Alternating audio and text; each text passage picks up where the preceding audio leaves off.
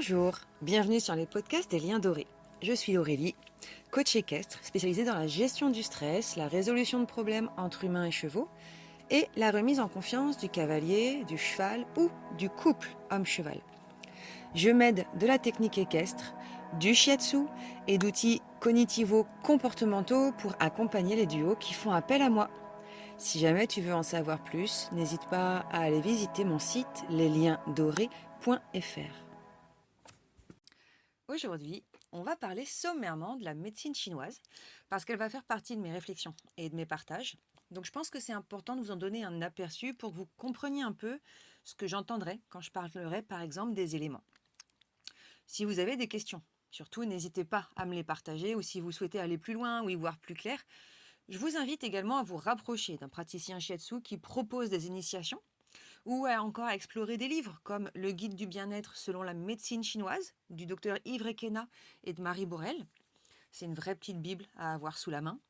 Et vous trouverez également sur mon site lesliensdorés.fr une initiation théorique illustrée pour mieux saisir les concepts parce que l'aspect visuel y est important. Et que si la pratique vous intéresse pour votre cheval ou votre chien, je me ferai un plaisir, comme mes consoeurs, de vous partager les bases qui procurent déjà beaucoup de bien-être. Enfin, bien sûr, je parle de mes consoeurs qui proposent cela. Pour ceux qui ne connaissent pas le shiatsu, le tuina ou encore l'acupuncture, il est vraiment important pour moi de préciser que malgré le mot médecine, dans l'appellation médecine traditionnelle chinoise, il ne s'agit pas d'une médecine au sens occidental du terme. Il s'agit plus d'une philosophie que d'une médecine. La médecine va plutôt arriver quand le déséquilibre s'exprime. C'est comme ça qu'on l'entend, nous. C'est une vision de l'individu qui vise à lui faire conserver la santé par une hygiène de vie globale, qui est rythmée par les 5 éléments, entre autres, et plusieurs autres filtres, qui sont très nombreux et assez complexes, et tout ce qui impacte l'individu. Donc le massage shiatsu ou tuina, c'est un membre, entre guillemets, de l'équipe de la santé du corps, du cœur et de l'esprit de l'individu, qui est intégré dans son environnement extérieur également. Et ça intègre également la pharmacopée, la diététique, le qigong ou le tai chi, et l'acupuncture et la moxibustion. Donc les Chinois ont fait le lien entre le corps, le cœur et l'esprit il y a déjà plus de 2000 ans. Scientifiquement, on entend de tout, mais globalement, les effets de cette pratique appelée pseudoscience ou pseudomédecine ne sont pas prouvés par des études scientifiques. En tout cas, c'est ce qu'on entend partout. Certains parlent également de placebo, d'autres, comme des vétérinaires ou des médecins, l'intègrent à leurs interventions en complément de leur pratique. Pour ceux dont les preuves scientifiques sont une preuve de réalité de quelque chose, passez votre chemin, vous allez perdre votre temps. Non, je plaisante évidemment. Vous faites ce que vous voulez de votre temps et si vous êtes curieux, vous êtes toujours les bienvenus. Lorsqu'on reçoit ou que l'on dispense un massage shiatsu ou tuina, on peut observer un impact direct sur le corps et l'esprit du receveur. Un relâchement musculaire ou de la dispersion de chaleur localisée, des soupirs, du relâchement abdominal, des bâillements parfois, de la somnolence, du lâcher-prise, une décontraction mentale, physique, globale. On peut sentir après coup un apaisement des émotions ou des sensations corporelles comme des fourmillements ou des retours de chaleur ou de sensations dans une partie du corps, etc., etc. Pour moi, le simple fait qu'un cheval prenne plaisir à ce soin, est déjà un bienfait important. J'ai plusieurs fois rencontré des chevaux qui n'acceptaient pas ce contact, puis, quelques temps plus tard, recevoir un soin en liberté était pour eux tout naturel. Mon pur sens Carento est de cette team-là.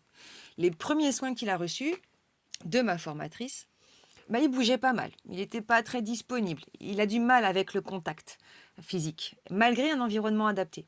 Et petit à petit, il s'est mis à devenir mon meilleur client, parce que je m'y suis initiée et formée par la suite. Et maintenant, dès que je pose la base de ma paume sur son trapèze dorsal, qui est le début de la première ligne de vessie, il s'installe, il se pose, il se met en posture de recevoir, alors que c'est un cheval pour qui le contact n'est qu'à de très rares occasions plaisant. Donc rien que pour ça, c'est quand même déjà un espace de connivence et de complicité sans égal. Pour les personnes qui ont déjà reçu ou assisté à une séance, ou pour les professionnels de cette pratique qui m'écoutent, je serais ravie d'accueillir vos retours, qu'ils abondent dans mon sens ou à l'inverse, si vous avez des expériences tout à fait différentes, ça m'intéresse aussi. Mais pour attaquer notre sujet du jour, Il ne m'est pas évident de vous donner une première idée des principes fondamentaux sans visuel et sans globalité, mais je vais vous donner des grandes lignes en espérant que ce soit digestible. Et pour ceux qui veulent aller plus loin ou qui seront sur leur faim, je vous invite à creuser cette fabuleuse approche si complémentaire à tout ce qu'on connaît. Donc, commençons par le commencement. Cette philosophie, la médecine chinoise, commence par replacer l'homme entre ciel et terre, entre ciel et sol. Au-dessus de lui, la grande voûte céleste qui l'abrite, le ciel est son père. Au-dessous de lui, sur laquelle ses pieds reposent, est la terre, sa mère qui le porte et le nourrit. Dans les vieux textes chinois, ils disent qu'un homme ne devient véritablement homme que quand il ressent, comme les plantes, une attirance vers la lumière, vers ce très haut qui le transcende et le transforme. Donc oui, il y a une dimension spirituelle à cette médecine. En Orient, on avait saisi, observé, ressenti que l'homme, comme tout son corps, tout animal, tout végétal, est assujetti aux mêmes lois, aux mêmes influences, au même rythme, à tout le cosmotellurisme qui vit au plus intime aussi de notre métabolisme, de notre fonctionnement vital, physique, psychologique et spirituel. Et c'est en laissant infuser tout ça que les principes fondamentaux ont pu être appréhendés et qu'on a découvert les méridiens qui parcourent le corps comme des fleuves parcourent un territoire. Parmi les principes fondamentaux, il y en a deux essentiels que j'aimerais vous partager pour comprendre la suite du podcast. La théorie du yin et du yang et la théorie des 5 éléments, qui sont autant utiles pour appréhender la pathologie pour un praticien ou pour appréhender un individu tout simplement, que pour comprendre l'équilibre interne d'une personne ou d'un animal pour le néophyte. Donc tout d'abord le yin et le yang. Deux forces qui sont en perpétuel mouvement et qui sont complémentaires, indissociables, et qui expliquent comment les choses naissent, croissent, décroissent et meurent dans un cycle continu de mutation et de transformation. Le yin, c'est la terre, la nuit, le froid, ce qui est à l'intérieur, c'est le repos, c'est l'hiver. Les méridiens yin montent de la terre au ciel. Le yin est associé à la sensation de froid dans le corps, à l'hypoactivité des organes. Le yang, c'est l'inverse, le soleil, la lumière, l'extérieur, l'activité, l'été. Les méridiens yang vont du ciel à la terre. Et le yang est associé aux manifestations comme la fièvre, les sensations de chaleur dans le corps, les hyperfonctionnements du corps, comme les hypertensions ou les inflammations, comme les tendinites, les cystites, etc. Et les douleurs des tissus et des nerfs. Le deuxième filtre que j'aimerais sommairement vous présenter, c'est le principe des 5 éléments. On est sur une roue, il faut voir qu'il y a 5 éléments qui composent cette roue, ils sont tous interreliés dans différentes directions. On va commencer par l'eau, qui engendre et nourrit le bois, qui lui engendre et nourrit le feu qui engendre et nourrit la terre, et terre qui engendre et nourrit le métal, métal qui engendre et nourrit l'eau, dans un perpétuel mouvement. Ce premier mouvement, le cycle Chang, sous-entend que chaque élément est interconnecté et impacte aussi les autres. Plus rien ne peut être séparé. Qu'est-ce qu'on va mettre dans ces 5 éléments ? On va classer toute la vie en fait. Donc on va commencer par l'eau. L'eau, elle inclut les reins et la vessie. Elle gère l'énergie vitale avec laquelle on est. Elle est héritée de nos parents. Elle est reliée à l'hiver et à l'heure de minuit dans la journée. Et c'est la croissance jusqu'à la dégénérescence. Elle s'exprime aux oreilles. Son émotion principale, c'est la peur. Ou son excès inverse, c'est une grande témérité proche de l'inconscience. Les symptômes, parmi d'autres, d'un déséquilibre de l'eau vont être le stress, la fatigue, l'anticipation excessive, toutes les peurs, de la plus infime à la phobie, les problèmes de la sphère urinaire, mais également ORL. Mais cette liste est non exhaustive. Chez le cheval, j'ai pu rencontrer son expression sous la forme de l'arthrose, ou le cheval sur l'œil, ou un cheval qui stresse dans les espaces fermés, dans les chemins creux par exemple, ou encore les atteintes du système nerveux. L'eau, elle va ensuite engendrer, on disait, le bois. Le bois, c'est le foie et la vésicule biliaire, autant en organes qu'en méridien. On rappelle que le cheval n'a pas de vésicule biliaire, mais il a quand même le méridien. Le bois, il gouverne au printemps, son mouvement, le vent. Il s'exprime aux yeux, il gère les tendons et les muscles. Il s'exprime aux ongles, donc à la corne des pieds pour le cheval. Son émotion principale se résume par la colère et l'impatience aussi. Ses symptômes, ça va être l'inflammation, les maux de tête, les problèmes aux yeux, aux muscles, les vertiges également. Et chez le cheval, on peut observer son déséquilibre par un abdomen distendu, des yeux qui pleurent excessivement, des migraines, des myosites, etc., etc. Ça, c'est pour le bois. Le bois ensuite va engendrer le feu. Le feu, c'est la chaleur et la lumière de l'été. C'est le yang du yang, c'est ce qui est en haut. Le mental, les émotions intenses, les joies. Il s'exprime à travers le cœur, le péricarde, appelé maître du cœur également, l'intestin grêle et triple réchauffeur, qui est un méridien à part entière dans cette médecine. Le cœur, il est le siège des 7 émotions principales. La joie, la colère, la réflexion, la tristesse, la peur, le désespoir et la panique. Mais son émotion spécifique, c'est la joie. Le feu, c'est le yang du yang, c'est tout ce qui est hyper qui va l'impacter, le déséquilibrer. Que ce soit un mental hyperactif, des émotions très hautes, grand stress, euphorie ou colère noire, ou une hyperactivité physique aussi.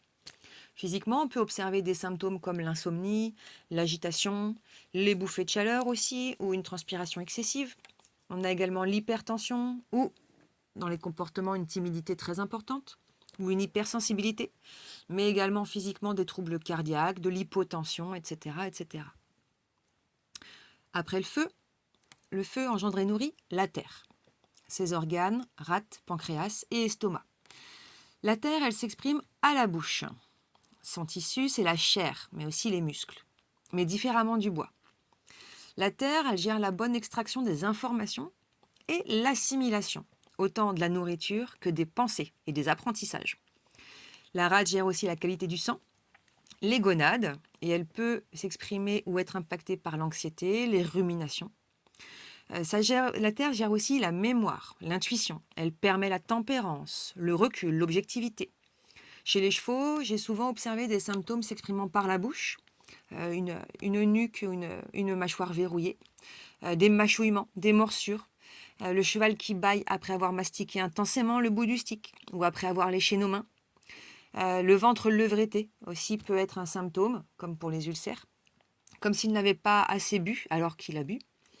On peut observer également des sensibilités au sanglage, un garrot sensible, ou encore une difficulté à prendre du poids, ou une gestion déséquilibrée du sucre et de l'alimentation qui engendre une prise de poids excessive, voire la fourbure. Mentalement, la terre, quand elle est en déséquilibre, elle peut s'exprimer par des obsessions, par un brouillard dans la réflexion, ou encore un manque de lucidité, l'excès de réflexion également, ou l'indécision. On va s'arrêter là pour la terre. Ensuite, la terre engendre et nourrit le métal, et lui, il s'exprime avec poumon et gros intestin, qui est rattaché à l'automne. Il s'exprime à travers la sécheresse, et physiquement, il va s'exprimer au nez et à la peau. Son émotion, la tristesse, le chagrin, qui peut s'exprimer par le repli sur soi, l'inhibition également. C'est dans cet élément qu'est sélectionné ce qui doit être intégré et ce qui doit être rejeté, expulsé. Poumons et gros intestins sont les organes considérés comme étant des organes extérieurs, non pas par leur position dans le corps évidemment, mais de par leur contact permanent avec l'extérieur, comme la peau par laquelle ils s'expriment. En termes de déséquilibre, on peut également avoir de la dépression et de la déprime. L'eczéma, le psoriasis, la dermite sont aussi des expressions du métal. On a également les coliques, les allergies, la toux, l'asthme, les baisses immunitaires. Et en comportement, on peut avoir de l'agressivité également. Donc, malgré cette classification très schématisée, qui ne représente qu'une petite approche initiatrice, il faut garder à l'esprit que c'est un mouvement perpétuel entre ces éléments qui interagit continuellement, autant dans la nature, dans une année, dans une même journée ou dans le corps, et à différents âges, au gré des mouvements extérieurs et intérieurs qui parcourent l'individu. Ces premiers prismes qui s'insèrent dans plusieurs autres vont, j'espère, vous permettre de mieux comprendre les liens que je ferai par la suite avec cette médecine et donc les stratégies qu'on peut mettre en place pour devenir encore plus acteur de notre bien-être et de celui de notre cheval. Chaque mouvement de l'individu, physique, comportemental, émotionnel, etc., nous indique son état intérieur, ses déséquilibres s'il y en a, et ça nous donne des clés pour l'accompagner avec empathie. Comment on peut se servir de ces 2 premiers filtres ? Je vais prendre mon expérience comme exemple, parce que moi je m'y suis intéressée à cette approche pour enrichir mon accompagnement des chevaux et des humains. parce que les difficultés émotionnelles étaient un élément sur lequel j'avais peu d'outils à l'époque pour aider les couples. Donc par exemple, comment je m'en sers? Savoir que la rate gère les apprentissages, mais aussi les traumatismes, et qu'elle est en étroite relation avec l'estomac m'a permis de mieux comprendre pourquoi les chevaux traumas avaient plus de difficultés à apprendre de nouvelles stratégies ou à changer leur regard sur l'humain ou sur le travail ou sur un outil, et qu'ils étaient en quelque sorte pessimistes, ou encore que les chevaux montrant des signes d'anxiété, voire d'ulcère, malgré des conditions de vie améliorées par la suite, gardent en fait en mémoire qu'ils n'avaient pas digéré leur expérience passée. Le shiatsu m'a alors permis d'avoir un outil pour libérer ce qui pouvait l'être, mais aussi juste d'entrer en relation avec l'individu de telle manière à ce qu'il se sente entendu. Autre intérêt, comme l'estomac s'exprime à la bouche. Les chevaux qui menacent de mordre, ou mordent vraiment, ou mordillent des objets de manière presque obsessionnelle, étaient ce qu'on appelle communément un problème de comportement, qui n'en est en réalité pas un. C'est l'expression d'un mal-être, d'une douleur, que parfois le shiatsu peut apaiser, et s'il ne le fait pas, il aiguille sur le praticien, le professionnel adapté pour cette suspicion de problématique. Grâce à la théorie des 5 éléments, j'ai pu comprendre que le cheval qui s'inhibe à l'excès, voire qui déprime ou qui exprime de la résignation acquise, et qui exprime donc un déséquilibre dans le métal, en est arrivé là suite à des chocs émotionnels intenses qu'il n'a pas digérés. C'est le feu principalement qui va en être impacté par ces émotions-là. Et comme le feu a un impact direct sur le métal, puisqu'il le contrôle, eh bien ça va engendrer un déséquilibre du métal qui peut s'exprimer par du repli sur soi, de la résistance active ou de la déprime, je me répète. Ou pour d'autres, ils vont somatiser par des problèmes de peau, parce que le métal s'exprime à la peau. Ou au contraire, pour d'autres individus, par une agressivité inexpliquée. L'idée, c'est pas de ranger l'individu dans des cases.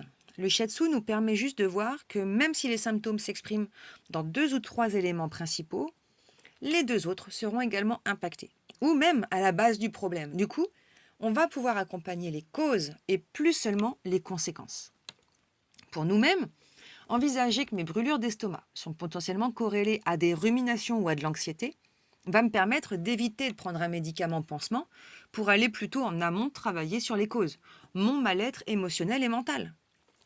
Envisager également que l'agressivité, la violence d'un cheval ou d'un humain soit causée par un grand stress ou par des insécurités sur lesquelles il ne ressent pas qu'il a du pouvoir, change notre approche de l'individu. Et on peut aller encore plus loin dans cette lecture qui vient enrichir toute notre relation à l'autre et à soi-même, sans pour autant rejeter nos connaissances ou les professionnels qui utilisent d'autres filtres. C'est vraiment pour compléter notre approche de l'individu. Pouvoir reconnaître lorsqu'on est en déséquilibre, par exemple, avoir une activité mentale ou physique très importante, très yang, en ne prenant pas assez de temps pour le yin, le repos, l'écoute, la réceptivité, nous donne également des clés et du pouvoir sur nous-mêmes pour rééquilibrer la balance et moins brûler nos cartouches d'énergie. Comprendre qu'on est face à un cheval qui s'exprime de manière très yin, par exemple, pour qui le mouvement est un effort, ou qui semble fatigué, ou qui est un individu inhibé, va nous permettre d'adapter nos propositions. Plus de statique, par exemple, ou aller chercher ce qui le motive, ce qui le détend, ce qui le sort de la stase, sans attendre de lui qu'il enchaîne une reprise aux 3 allures en dépassant ses limites, parce que c'est le moment. L'équilibre yin et yang peut aussi s'exprimer dans notre positionnement dans une séance, face au cheval ou au duo qu'on a en face de soi. Être dans l'yin, c'est écouter, observer, intégrer les informations que l'on reçoit du duo ou du cheval qu'on a face à nous. C'est savoir s'arrêter, se taire, laisser faire, voire se laisser porter par le moment. Donc le cheval, le duo, on devient alors un peu plus suiveur. Demander continuellement, en posture directive, des mouvements au cheval. Imposer le rythme des pauses, des allures, ne pas laisser la place à la prise de décision du cheval ou du duo qu'on accompagne. C'est être dans le yang. C'est pas une mauvaise chose en soi. Chacun vit ses équilibres selon son état du moment. Mais par exemple, un coach très yang, face à un duo où l'un des deux est dans le yin, peut soit le motiver, lui donner de l'énergie et de l'activité, ou au contraire, ça peut les inhiber, les écraser ou les épuiser. Il n'y a pas de règle applicable à chacun. Pour ma part, je sais que mon équilibre dans les accompagnements est autant d'envoyer des informations, de nourrir le duo que j'ai face à moi, que de laisser faire, d'expérimenter, d'intégrer et de surfer sur les propositions du duo et du cheval, C'est ma manière de me mettre au service du duo, parce que le coach est là pour moi, il est là pour accompagner en percevant ce dont l'autre peut avoir besoin, si jamais il ne l'a pas exprimé clairement ou complètement. J'aime bien l'idée de développer l'autonomie de l'autre en alimentant sa boîte à outils pour se mettre en mouvement de la manière qui est juste pour lui, pour eux, pour qu'ils trouvent leur équilibre sans aspirer à imiter celui de quelqu'un d'autre. Et pour ça, il faut être capable de se retirer, d'arrêter de faire et de laisser la place au laisser faire. Ce sont quelques exemples. Je vais m'arrêter là pour ce sujet, parce que ça fait déjà beaucoup d'informations à digérer. Mais en tout cas, si tu as un avis, des questions, je me ferai un plaisir d'échanger avec toi ou d'y répondre. Et dans tous les cas, merci de ton écoute et à bientôt pour l'épisode suivant.